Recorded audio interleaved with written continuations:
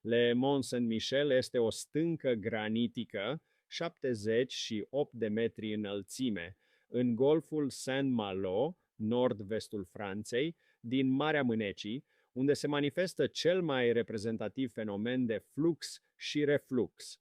În timpul fluxului este insulă, comunicația cu teritoriul continental fiind întreruptă, iar în timpul refluxului devine peninsulă, o limbă de nisip ieșind de sub ape.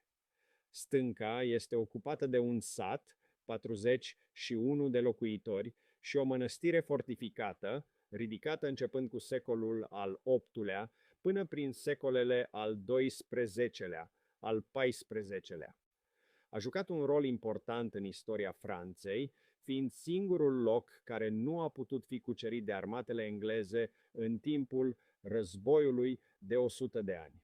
În prezent, constituie unul din locurile cele mai vizitate din Franța, cu 3.200.000 de vizitatori anual. O șosea pietruită asigură în ultima vreme legătura permanentă cu țărmul Bretaniei.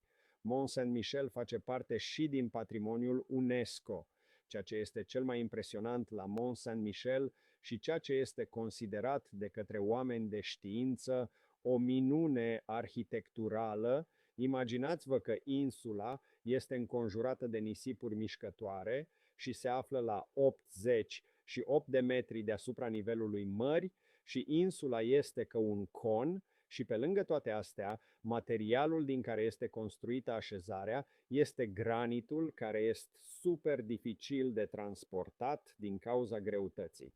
Dacă vrei să vizitezi Mont Saint-Michel, cel mai recomandat este să o faci alături de un ghid, deoarece acesta îți poate oferi diverse explicații la întrebări și îți spune toate informațiile despre Mont Saint-Michel și puteți face o plimbare pe nisip în zonele unde acesta este solid. În vârful clădirii se află o statuie a Arhanghelului Mihail, care servește ca paratrăsnet pe timpul furtunilor și ca sfânt protector al construcției. Iar o legendă spune că, în timpul construirii biserici, mulți oameni au murit, deoarece au căzut de la înălțime și se zice că spiritele oamenilor care au murit încă bântuie biserica.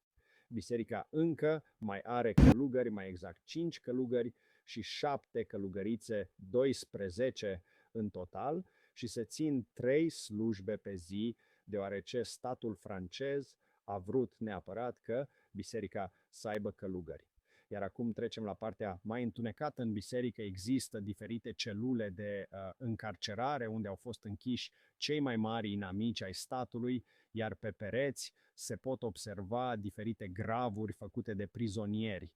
Deci până la final tu, ăla din ultima bancă, ai înțeles ceva? Sau tu, cea din prima bancă, tu, Ioana, ai înțeles? Dacă da, atunci dă o notă la acest video